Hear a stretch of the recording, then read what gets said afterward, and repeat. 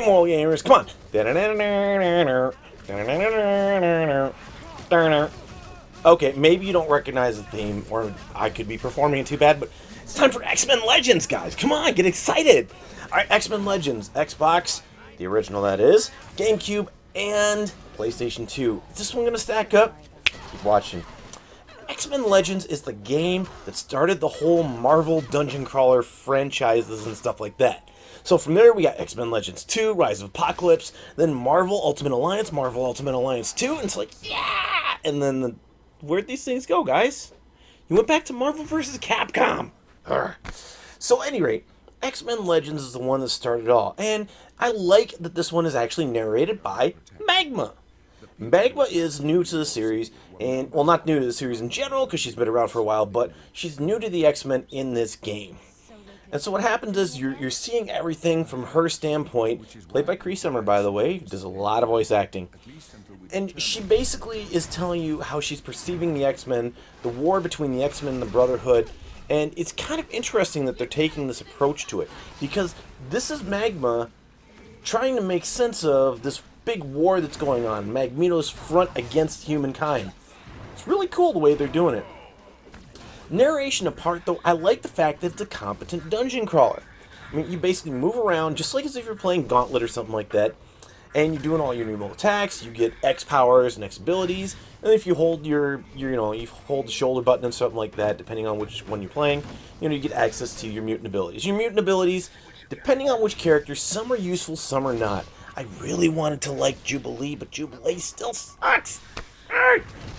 But at any rate, though, that being said, it's a competent game, and there are places where each X-Men will have an ability or something that will gain you access to a portion of the level that without that X-Men in your roster, you basically wouldn't have a way to get through. So bridges, if you've got Magma, if you've got not Psylocke, gosh, Jean Grey, or if you have, say, Iceman, you can build bridges.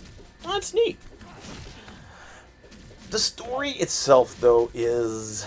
I mean, so Magneto, of course, is trying to move another thing against mankind. He targets Magma as one of his acolytes, who is saved by the X-Men, and you spend the first half of the game trying to keep her out of the hands of Magneto. Of course, as the story progresses on, it's more about his front, and they do this little tangent where Professor Xavier ends up trapped in the psychic plane, and I'm just kind of like scratching my head like, where'd that come from, guys? At any rate, it's typical X-Men. They go on some bunny trails, wrap it all up, and that's the end of it. So, from a gamer standpoint, this is a very competent 4-player adventure. I hate the fact, though, that when you have 4 players, all of a sudden they'll throw in these spots where, hey, you're back in the X-Mansion, you're back in Xavier's mansion, and guess what? 1 player only, guys! What? So I really don't like that. They fixed that in X-Men Legends 2, Rise of Apocalypse. So they fixed it there. Great, guys, but here, not so much. So, still, I hate that, but other than that, it's very competent gameplay. Your character's level, you can build them up based on the way you play, and I'm loving that fact. The downside, though, is that the characters have 1 or 2 good moves, and you'll keep pumping levels into those, rather than doing a well-rounded character. So, like, for me, Wolverine is a stinking tank.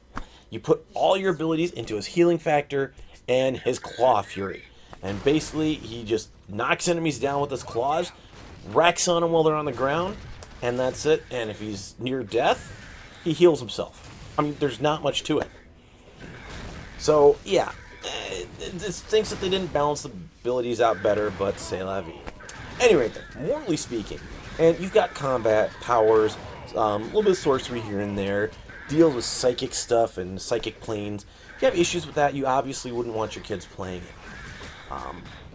Some of the female characters do have questionable dress. Emma Frost. But it's usual comic book stuff. If you have issues with that, you definitely wouldn't want your kids playing. And in the Xbox version only. I didn't see this in the PlayStation 2 version or the GameCube version.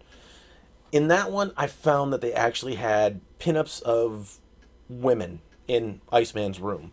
So, yeah, he's definitely not a ladies' man. But I will say, the Xbox version ran at 720, which I was surprised about and did enjoy that.